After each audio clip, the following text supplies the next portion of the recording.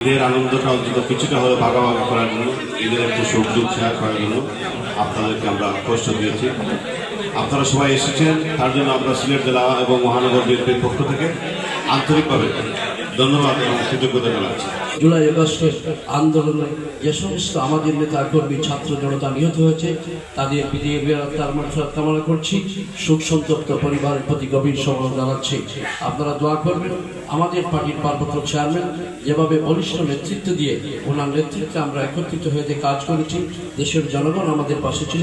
আগামী দিনে এই বাংলাদেশে যতক্ষণ না জনগণের ভোটের অধিকার, ভোট প্রদান না হওয়া পর্যন্ত আপনারা বাংলাদেশের জনগণের পাশে থাকবেন, বাংলাদেশ জাতীয়তাবাদী দলের পাশে থাকবেন।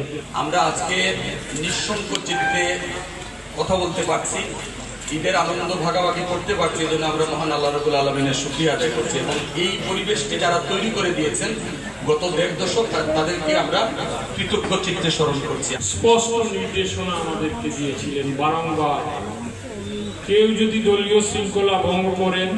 ওয়ালটন আবারও মিলিনিয়ার অফারে ওয়ালটন ফ্রিজ কিনে আপনিও হয়ে যেতে পারেন মিলিয়নিয়ার। মিলিনিয়ার ছড়াছড়ি দেশ জুড়ে, এটা শুধু ওয়ালটনই পারে। কিংবা বিএনপির নাম ব্যবহার করে অনৈতিক কোনো কর্মকাণ্ডে লিপ্ত হন, তবে তার বিরুদ্ধে কঠোর সাংগঠনিক ব্যবস্থা নেওয়া হবে। ইতিমধ্যে তিনি একাধিক সাংগঠনিক পদক্ষেপ যারা শৃঙ্খলা কঠোরভাবে অবস্থানের প্রমাণ।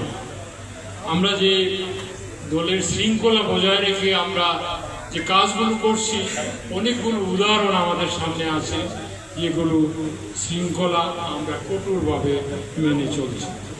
আমরা স্পষ্ট জানিয়ে দিতে চাই, কোনো ব্যক্তি বা গোষ্ঠীর স্বার্থে দলের ভাবমূর্তি নষ্ট হতে দেওয়া হবে না। যারা দলের নিয়ম লঙ্ঘন করবেন তাদের বিরুদ্ধে ব্যবস্থা নেওয়া হবে।